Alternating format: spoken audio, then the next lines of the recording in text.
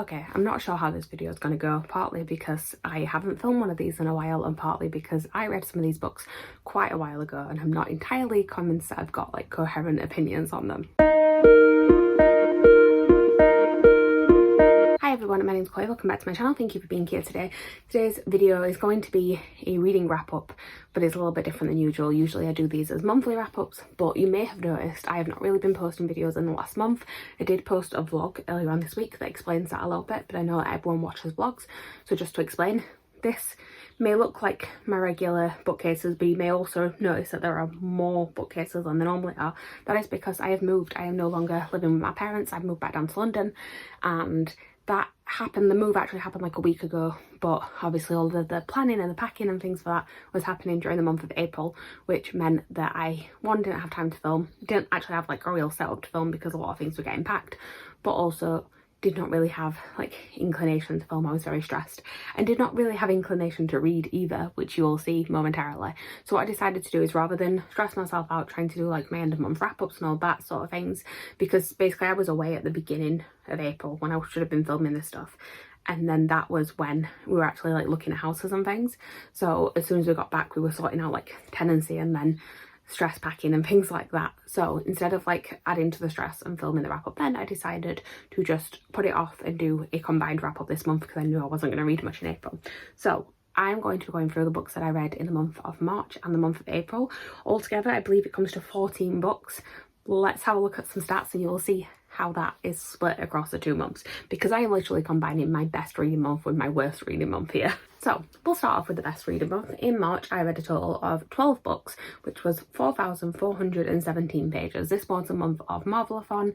Our team won, Team New Gen. We were always going to win, obviously, but I did really try and read a lot that month to like push us to that winning spot. On average I read a total of 368 pages per book, which is like lower than it sometimes is, but it's because I just wanted to read more books. Actually no, it's not even that, like I was just reading some books that were shorter, and there was one book in particular that was short and sort of pulled down the average, but in general I was happy with the amount that I read in March. For the types of books that I read 2 ebooks, 5 completely audiobook, 3 that were a mixture of usually physical and audiobook, and then 2 that were completely physical reads. I read an exact split of 6 young adult books and 6 adult books, and for star ratings I had 1 3-star, 3 4-stars, and then I had 8 5-stars. So it was a very good reading month. My average star rating for the month was 4.58. So yeah, great. March was great. Let's move on to April, shall we? So in April I read a grand total of 2 books. You may have guessed when I said 14 and I said 12 in the last one. There was not a lot going on in April. I read 884 pages, which, you know, is actually a good average because I only read 2 books. It means it's 442 pages per book. I read 1 audiobook and 1 physical book. They were both young adult and they were both 4-star ratings. So that's the stats for the months. You're getting an idea of where I'm at. I am going to try and give thoughts on these, but like I said, some of them I did read a while ago, and also I am conscious of the fact that 14 books is a lot of books to talk about, so these may be like quicker thoughts, more brief than what my regular wrap-ups are, but hopefully regularly scheduled videos are going to be back from now on, so expect to see a more in-depth wrap-up next month with hopefully like a decent amount of books for May. I've already nearly finished 2 and we're only on the 5th of the month, so I'm doing well and hopefully that's going to continue. So we are sadly going to start off with my least favourite book that I read during the last 2 months.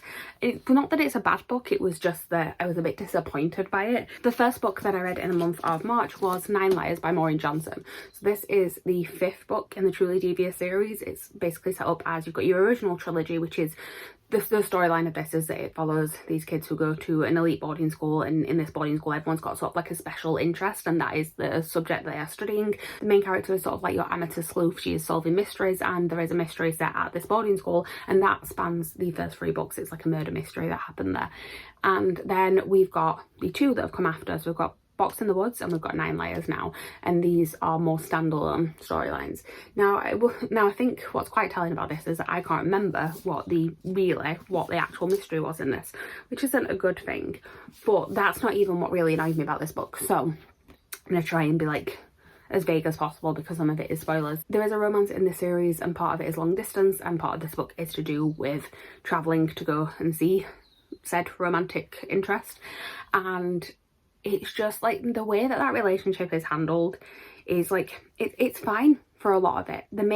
It's fine for a lot of it. One of the characters is just like ridiculously jealous for no reason of this other person who is living there with their long distance partner, and that just kind of grated on me the whole way through, because it was legitimately for no reason. But then at the very end something else happened and I'm just like, where did that come from? Like, it didn't feel like this was what you were building up to.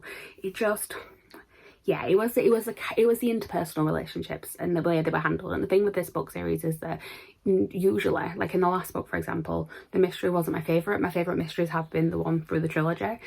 In the last book, the mystery wasn't my favourite, but like the interactions I really liked. This one kind of let me down on both sides. I am going to have to continue with the series though, because it did leave it on a cliffhanger to do with one of the interpersonal relationships, and I need to know what happens. But yeah, just not my favourite of this series, but it was a 3-star. It wasn't bad. It's just underwhelming compared to the other ones that I did really, really enjoy. And next up, I did a reread because a TV show was coming out, and then I just haven't watched the TV show, so maybe that's something I need to prioritise now that I'm actually moved in and like very close to being unpacked. I reread Daisy Jones and the Six by Taylor Jenkins Reid. I actually listened to the audiobook because this is a really good one to listen to the audiobook, because basically it's just the story of this band from the 70s.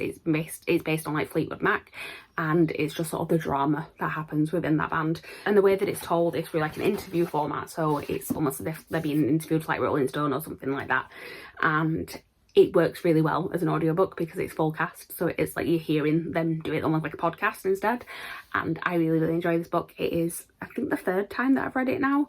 It's 5 stars. It's always 5 stars. There's not too much else to say on it. Like, I love the setup of it. I love the format of how it's told. I do love all the drama between the relationships in here. I am very much looking forward to the TV show, and I will actually watch it. Like I said, at some point soon, it's going to be a priority now that I'm settled. But I am glad that I reread it because it reminded me of how much I love this one. It's not my favourite Taylor Jenkins read. That is still Seven Husbands of Evelyn Hugo, which is another one that I am due a reread of. But I was very happy to sort of dive back into this world. So glad that I did pick it up again, because all my books are like in different places now. I'm trying to like put them back on the shelves, like in between filming, talking about them, so that I actually remember where everything's going, because like I had no idea where I was looking when I was finding these off my shelf this morning. So the next book that I read is another one that I was like slightly disappointed with, because I just love the first one in the series so much. But like, again, not a bad book at all, just like not quite as good as I wanted it to be, and that is Paris Style & Co. is About to Crumble by Alexis Hall. So this is the second book in, I don't know if what the series name overall is, but basically it's romances that are set in the world of this TV programme that is essentially Great British Bake Off, but just under a different name. And the first one, Rosaline Palmer Takes Cake, is a book that I absolutely adore, and this one, I liked parts of it. Like, I did really enjoy parts of it. I always love the stuff that's on the baking show. The main character is just a little bit too in his head, and I'm going to have that criticism for another book later on. But basically, he is struggling a lot with his mental health. He is a very, very anxious person, which is like fine. I was fine with all that sort of stuff. But there were times where I was just like, okay, like I feel like we've had this for too long now. I feel like we need to see some sort of development within that. And the romantic plot line, just like without sort of having a bit of development from either side really for a long time, it felt like I don't know how I was supposed to buy into that. Once the development started happening, really enjoyed it, really rooting for them, but it just took me a while to like actually get on board with it. Well, actually no, I got on board with it quite quickly, and then there was a bit in the middle I'm like, this is just not working, like we need to figure something out. So it was just that middle section that was the issue, but I did enjoy it. I am going to carry on with the series because it does say at the end that they will return. Well, the hosts and the judges will return, because basically every book is a new series of the show. And there were like comments about Rosaline from the first book, and because they mention about like people dating on the show before, and mention her because obviously that is part of her book as well. And so I am looking forward to carrying on with the series, and I'm glad that I picked it up, but just not quite as good as the first one sadly, but still a 4-star, still a good rating. Next up, I'm actually going to talk about 3 books in one, because I like listened to the audiobooks all in one go.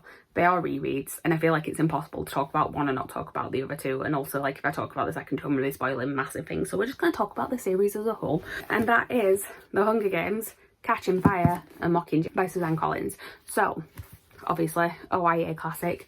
I read these because Lisa from Lisa Does Life had read them for the first time recently. Tori had asked her to read them last year and she finally got around to reading them. It blows my mind the things that girl has like missed out on, like the amount of things that she hasn't read or hasn't seen or watched, like the kind of like iconic things of the era that like we all grew up in.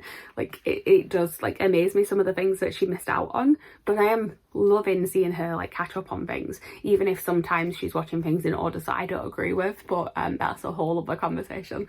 But she did read this trilogy and she was sending us voice notes as she was reading it, and like some of the reactions, like there were bits like, because obviously you've got sort of the love triangle here, you've got Team Peter or Team Gale, and she was sending us thoughts on things, and I was just like, oh, your opinions are going to change drastically, and if they don't, we can no longer be friends. They did change, it was fine, but it was just like the nostalgia of hearing those voice notes and like all of her thoughts that she was going through was like, I'm gonna have to reread these. So I did. I listened to the audiobooks of all three of them pretty much in one day. Meg did a 24-hour readathon in the middle of the month and I joined in on sprints, and we were both at work that day, so it was a perfect day to have like long sprints. I was packing at the same time and I very, very much enjoyed my reread. I don't really have much to say that's not been said about these books. I actually really still hold up. They are very good books essentially, and I love so many characters in here and they break my heart, like particularly like this book. Like there are things that happen in this book that just upset me, and yeah, and I kind of want to reread them already, even though I've only recently finished them. I do need to do a rewatch at the film, so maybe that's what I can do instead. I feel like it goes without saying that all of the Hunger Games books are 5 stars, like it just has to be. Right, so the next book that I read is one that I should have read so long ago. I've been putting it off and I'm so glad that I finally read it. It is Yerba Buena by Nina Lilko. So Nina Lilko I really like as an author, but everything that she's written before has been YA, and I very much enjoyed that, and this is her first adult book. And I actually got an arc of this a while ago, like the end of 2021 I think it was, and just never got around to reading it, and then got the physical copy of it when it came out at the beginning of 2022, still never read it. So I finally picked it up this month and I'm really, really glad I did. I did enjoy this. Like it does still have sort of the beautiful writing that I come to expect from Nina Lilko. It has sort of it has the ability to just kind of draw you in and you want to read it very, very quickly. They are heartbreaking but also uplifting. Like she just has this sort of melancholy to her writing that I really, really like. And yeah, it's just a beautiful book. My only issues with it, so it is a 4-star rating, and my only issues with it really is that I should tell you the storyline of it. So it's these two women and they both have like fairly complicated backstories. Basically they meet working at a restaurant, and it is kind of just a story of their relationship, but also it's told in flashbacks to like their previous life. So one of them kind of ran away from home and kind of set up making her way in life younger than she maybe should have done. The other one is sort of just really struggling to figure out what she wants to do in life, and then she ends up having an affair with the married owner of the restaurant, and obviously that's not going to set her life up very well. And it is just about when these two women meet and, like I said, the relationship that forms between those two. And I really, really liked it, and I really liked like all the way all the backstory was handled, all of that. The relationship of these two when they came together was great, but it did take so long for them to actually come together, and then it seemed like they were together for like a chapter or two, and then some more drama happened that separated them. And then because we'd not sort of seen them together very much, it was hard to sort of figure out why we were supposed to be rooting for them to come back together so much, because you just weren't invested enough in them. You were invested in them as separate people, but not necessarily in their relationship with each other. And I just feel like it could have been longer. It could have fleshed out them actually together as a couple for a little bit in the middle before the inevitable sort of like separating of them to then want them to come back together, if that makes sense. It just needed to be a little bit more, but everything that it had in here I really, really loved. I just wanted it to be like just explored a tiny bit more. So it was a 4-star, but it was a very high 4-star. And then the next book that I read is another 4-star, and it's another one that's just slightly disappointing for me, and that is The Stolen Heir by Holly Black. So this is the first book in a new duology, I believe it is, set in the same world as the Cool Prince series, the Folk of the Air trilogy. So this one, I'm going to try, again, not to spoil, because if you don't want to know anything about like the Folk of the Air trilogy, even knowing who this one is about can be a spoiler for you. But basically it's about one of the characters from that trilogy, and it's set a while later, and it's the same kind of thing. Basically it's like it's the same sort of like politics and things that are happening in the world of Elfham and people getting tied up in that, but I just feel like I didn't connect to the characters as much as I connected to the characters in the first book. Like, you've got a sort of new main character who isn't the one that's like I was expecting it to follow. Like, I had heard that this was this person's series from the first trilogy, and it is, but they are more like the secondary character. It's told from somebody else's point of view, and I found it hard to connect to them as a main character at first, whereas like with the Cruel Prince series with Jude, I really loved Jude from the very off, and I feel like that's what it was. I just couldn't connect to the main character too much. I don't really like, again, I'm not sort of really invested in like any like relationships between people or anything like that. I found myself just wanting to like hear more about the characters that I loved from the original series. Like, they were mentioned briefly and I'm just like, oh, but can we show them a bit more please, because like I just wanted cameos. That's not good when that's what you're looking out for, is the cameos, not for like the actual story. It was fine, but just, yeah, a disappointment compared to the original trilogy, which I really loved. So hopefully if the second book redeems it, I will still be continuing with it, but just not quite as good as I wanted it to be. So okay, now though, because we're on to a 5-star read, which was as good as I wanted it to be, and that is The Dream Thieves by Maggie Diva. So this is the second book in the Raven Cycle quartet, and again, how do I even explain this series? Like, it's about these 4 boys and their search for a dead Welsh king, and then a girl called Blue who has always been told that when she kisses her true love he is going to die. And there's just like, it's a weird storyline to explain really, but it's got some really beautiful writing in it. It's got like a whimsical quality to it, and this book is very much about the character of Ronan, who I believe this one is supposed to be on the front, and I'm very much like here for the direction that the series is going in. Like, one thing I will say on this, is still a 5-star, but my only sort of like, it's not really a criticism, it's just because I knew a little bit about the series before going into it. There are particular things that I knew sort of about like endgame stuff in this. I don't know how like the actual plot ties up completely, but I do know a couple of things about sort of what's going to happen later on in the series. I'm trying to be really vague, because if I even tell you like vaguely what it's about, it could spoil this if you're going to read it, because that's kind of what it did for me. But basically, yeah, because I knew some stuff that was going to happen later on, I was reading stuff in here that like didn't line up with that. I'm like, oh, that's going to change. So I found it then hard to kind of get invested in some of the parts of it, because I knew that it was something that was going to change at some point soon.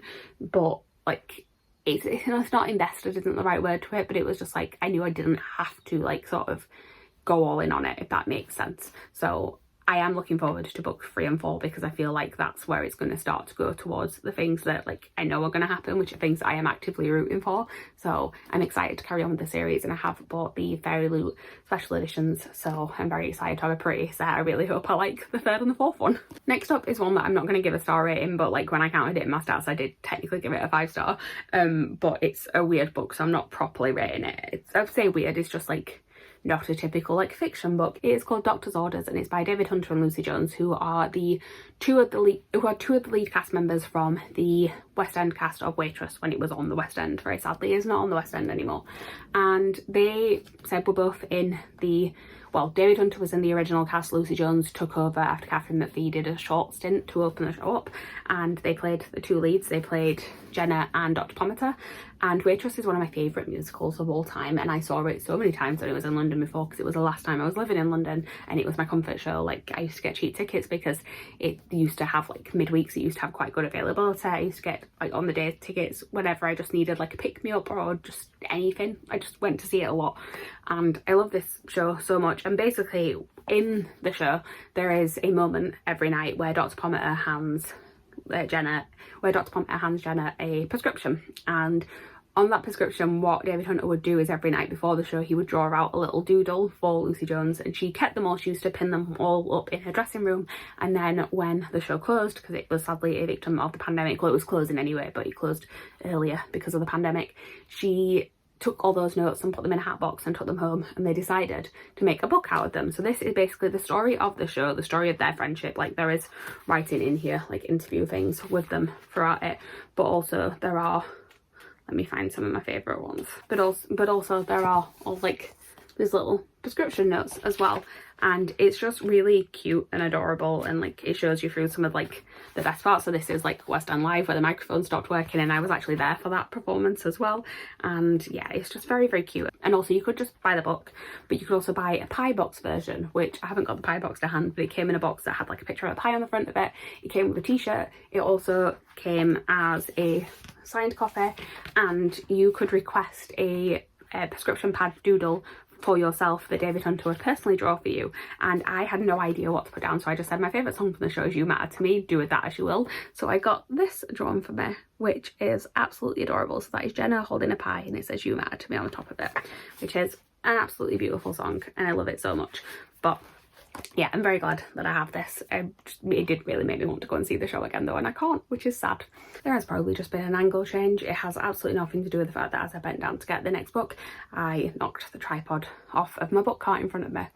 Didn't happen, don't know what you're talking about. But let's talk about the last couple of books that I read in the month of March. I have 2 more left, and then I have my 2 books in April to talk about. So the next book that I read in March was Dark Dawn, which is the 3rd book in the Nevernight trilogy. I'm not going to say much about this one because it's the last book in a trilogy. Like, I don't want to spoil it, but it's about a character called Mia, who in the 1st book goes to like a school for assassins. She wants to get revenge because she witnessed some awful stuff happening to her family, and things really like take a turn from there. There's so much that happened since this one. If you would like to know like full spoilery thoughts on it, we do have a live show for it that is on Lisa's channel, and we did live shows for all 3 of these as part of Christopher Along, which is a read along that I'm hosting, which you will hear more about in a minute because I also read another book for it in April obviously. And this is a 5-star. I love this series so much. This is the 2nd time I've read this book, and yeah, it just sort of cemented it in my brain. I do very, very much enjoy it. I do like the direction that this book goes.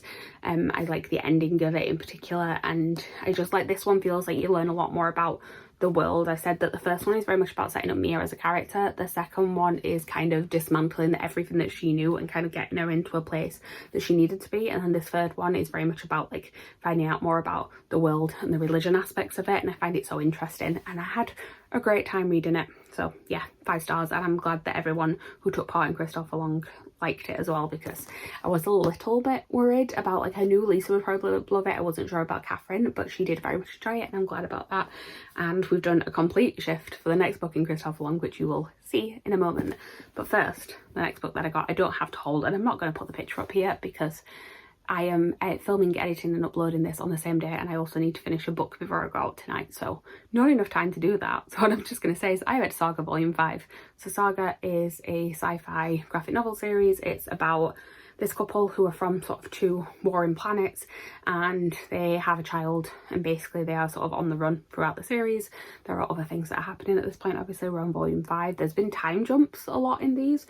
I'm very much enjoying this. I gave it 5 stars. I can't really talk too much about what's happening in this one because, like I said, so much has happened now, but I really like the humour in this series. I do like the art style as well.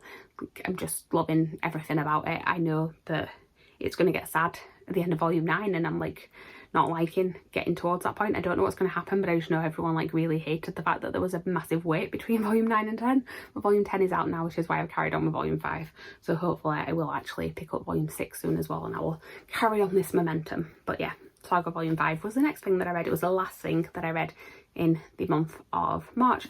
Did I say this one was 5 stars? I think I did. Saga was also 5 stars. So doing well there. So now let's talk about the 2 books that I read in April. So it's weird because the one that I finished first is actually one that I started like the 26th of the month or something like that. It is Aurora Rising by Amy Kaufman and Jay Kristoff.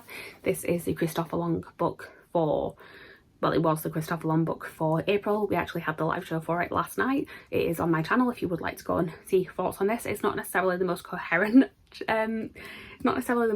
live show because I didn't have that many thoughts because, well, you know, when I started talking about it, I had thoughts, but like it wasn't as sort of, my notes weren't as regimented as they were for Nevernight because I listened to the audiobook of this whilst like packing and unpacking. It was like during the move time.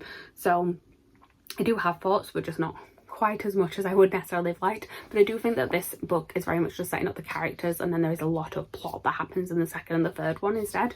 So this is basically about this group of like space cadets who, well, the main character, I say main character, he kind of is at the beginning, but then it all it's very much an ensemble piece. But Tyler is the sort of star pupil at this space academy. He's supposed to get the first pick of who his team is going to be for when he is actually a captain. And then the night before, like the graduation and the picking ceremony type thing, he goes out for a little bit of a spin on his spaceship to kind of blow off steam, and he ends up coming across the wreckage of this ship, and there is one survivor, and that person is Aurora, and basically she's been like frozen and she comes out of that, and that because he goes to rescue her, it means that he misses the ceremony, so he kind of gets left with all of the like last picks of everyone.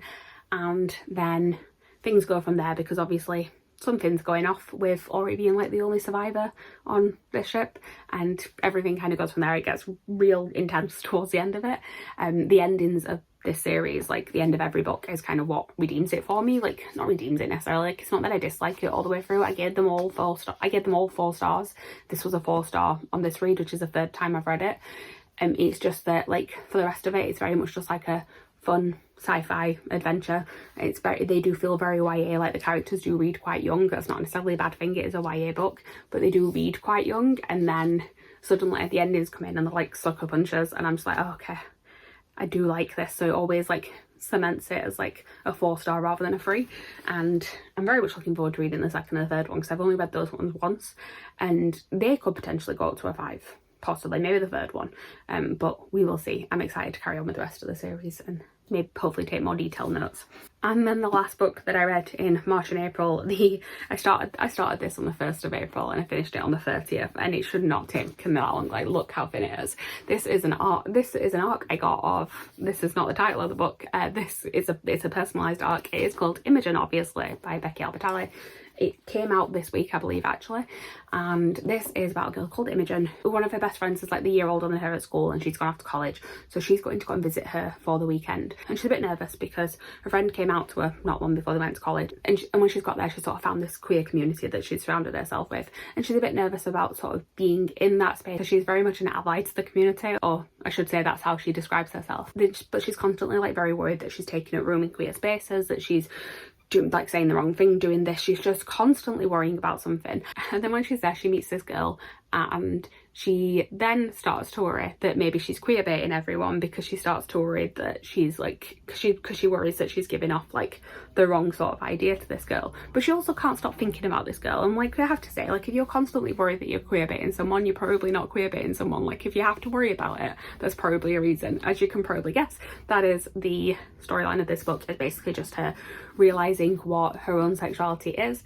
It's very much inspired by Becky Albertalli's own life. If you have followed her on social media at all in the last few years, you'll know that there were some like pretty awful things that happened where she was sort of forced to out herself as bisexual, and she kind of only discovered that, and she kind of only like came to that realization later on in life, and she is very much like went through the same sort of thing that Imogen did in this book. The other thing I will say about this is that because it is a first person perspective, and because a lot of it is very much in Imogen's head, it's very internal, like it does at times just like, it does at times just get a bit overwhelming. Like, she is constantly worried about things, and I completely understand where she's coming from with it, and I completely understand sort of that struggle of like not knowing yourself, but also like the plot in this, there isn't a massive amount of it, so because it's all told from her point of view, and like she's not really getting anywhere with that, she's sort of just going in circles a lot, thinking the same things over and over again for the majority of this book, and it's only in sort of like the last 100 pages that she really starts to like make these connections and really put 2 and 2 together. And that's when it gets really interesting. Like, the beginning of it is interesting, the end of it is interesting, but in the middle there is just a lot of going around in circles, and because there's not a lot of plot happening, there's not too much to keep you invested separate to like this internal struggle that's happening. So I feel like it either just needed to be a little bit shorter, have her start to question and realise things a little bit earlier, and not just be like so worried about everything instead, or have some more plot going on just to kind of keep you invested in like the other stuff that's happening as well.